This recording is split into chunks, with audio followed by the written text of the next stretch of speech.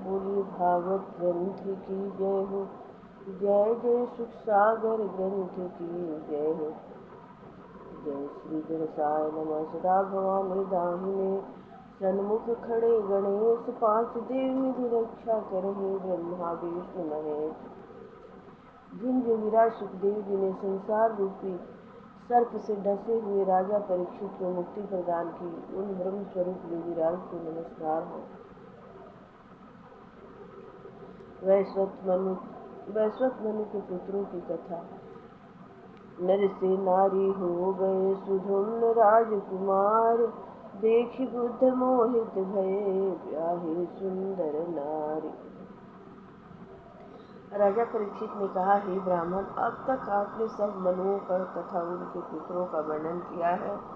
उनके साथ ही साथ जिन जिन मनवंतरों में अनंत शक्तिशाली श्री भगवान ने अवतार ग्रहण किए हैं, उनका चरित्र भी सुना है। किंतु हे भगवान, राजर्षि सत्यव्रत जिन्होंने भगवान की कृपा शक्ति प्राप्त की थी, जो वर्तमान काल के मनवंतर में मनु हैं, उनके पवित्र कीर्ति वाले पुत्रों तथा वंश का वर्णन सुनने की अति आकांक्षा है। कृपा करके सभी मनु पुत्रों का जो भूतकाल में हो चुके हैं, जो विद्यमान है तथा भविष्य में होंगे, सबका चरित्र सुनाने की कृपा कीजिए। सूत जी बोले, हे सनकादिक ऋषियों, राजा परीक्षित के इस प्रकार पूछने पर सुखदेव जी बोले। श्री सुखदेव जी ने कहा, हे राजा परीक्षित, मैं तुम्हें मनु पुत्रों तथा उनके वंश का वर्णन सुनाता हूँ। हे राजन, सर्वात्मा भगवान नारायण की नाभि से कमल उत्पन्न हुआ, उससे ब्रह्मा जी की उत्पत्ति हुई। ब्रह्मा की मानसिक दृष्टि से मरीचि उत्पन्न हुए, उनसे प्रजापति कश्यप हुए। कश्यप की पत्नी अदिति के गर्भ से विश्वान सूर्य उत्पन्न हुए। विश्वान की संज्ञा नाम की पत्नी से श्राद्ध देव, जिनका दूसरा नाम सत्यव्रत था, जो कि आगे चलकर वैश्वत मनु कहलाए, उत्पन्न हुए। वैश्वत मनु के श्रद्धा नाम की पत्नी से 10 पुत्र उत्पन्न हुए। उनके नाम इक्ष्वाकु, नृग, ययाति, धृष्ट, दृष्ट, करुष, नरिष्यंत, नभग तथा कार्य था। हे राजन, वैश्वत मनु पहले निसंतान थे। भगवान वशिष्ठ ने संतान प्राप्ति के लिए उनसे पितरा वरुण का यज्ञ कराया। वैश्वत मनु की पत्नी श्रद्धा ने अपने होता से कन्या प्राप्ति की याचना की।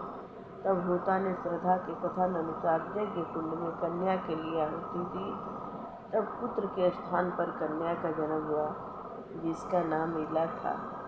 यह देखकर वैश्वत मनु को बड़ा खेद हुआ और वे गुरु वशिष्ठ जी से बोले, हे गुरुदेव, आपके आचार्य होते हुए भी इस यज्ञ का फल विपरीत क्यों हुआ? आपने पुत्र जन्म के लिए यज्ञ किया था, फिर कन्या उत्पन्न कैसे हुई? आप जितेंद्रिय हैं, निष्पाप हैं, किंतु फिर भी संकल्प उल्टा कैसे हुआ? हे राजन, वशिष्ठ जी ने अपने योग बल से मालूम करके वैश्वत मनु से कहा, हे राजन, तुम्हारे होता ने कन्या प्राप्ति के लिए ही आहुति दी है, किंतु मैं अपने तप के प्रभाव से तुम्हें उत्तम पुत्र ही दूंगा। हे राजा, वशिष्ठ जी ने ईला नाम की कन्या को पुरुष बनाने के लिए भगवान नारायण की स्तुति की। तब भगवान की कृपा से वह ईला नाम की कन्या सुधुम्न नाम का पुत्र बन गई। एक बार राजा सुधुम्न अपने मंत्रियों के साथ शिकार खेलने वन में गए। वह राजकुमार हाथ में धनुष बाण लेकर हिरणियों का पीछा करते हुए उत्तर दिशा की ओर मेरु पर्वत की तलहटी में चले गए।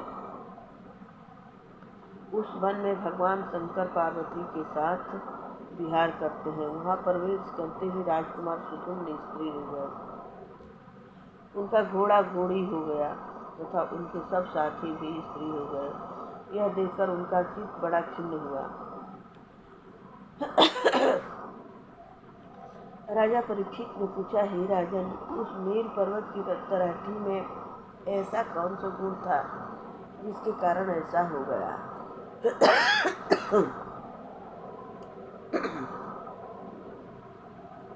हमें यह जानकर बड़ा आश्चर्य है, आप कृपा कर समझाइए। सुखदेव जी बोले, हे राजन, एक समय भूतनाथ भगवान शंकर के दर्शनों के लिए बड़े बड़े तपस्वी उस वन में पधारे। उस समय अंबिका देवी वस्त्रहीन होने के कारण उन तपस्वियों को देखकर अति लज्जित हुई। उन्होंने झटपट भगवान की गोद से उठकर अपने वस्त्र धारण किए।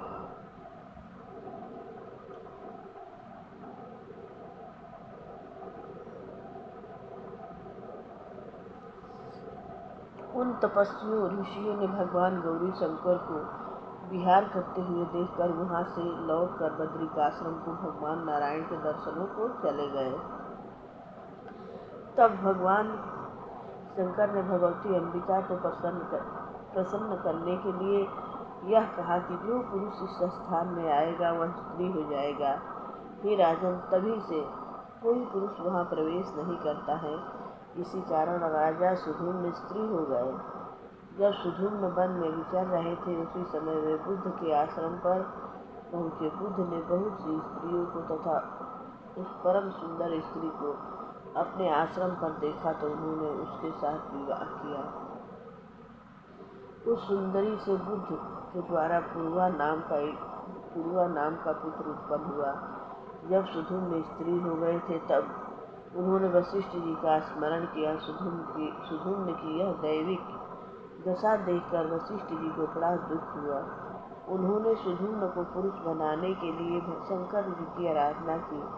भगवान शंकर ने प्रसन्न होकर वशिष्ठ जी से कहा, हे वशिष्ठ जी, तुम्हारा यह राजा एक महीने तक स्त्री और 1 महीने तक पुरुष रहा करेगा। इस प्रकार वशिष्ठ जी की कृपा से सुधुम्न पृथ्वी का शासन करने लगे, किंतु प्रजा उन्हें नहीं चाहती थी। उनके 3 पुत्र हुए, उत्कलमय तथा विमल। राजा सुधुम्न वृद्धावस्था में अपने पुत्र पूर्वा को राज देकर वन में तपस्या के हेतु चले गए।